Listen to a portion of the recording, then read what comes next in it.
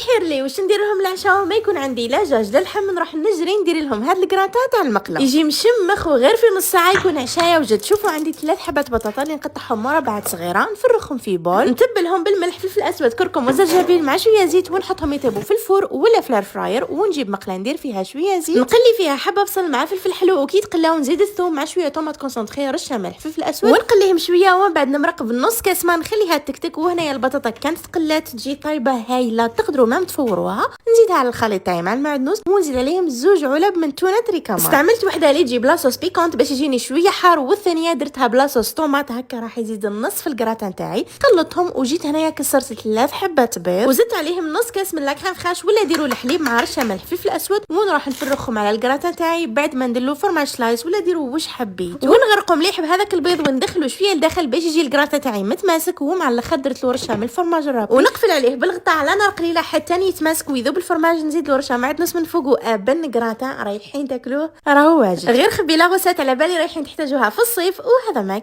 كان.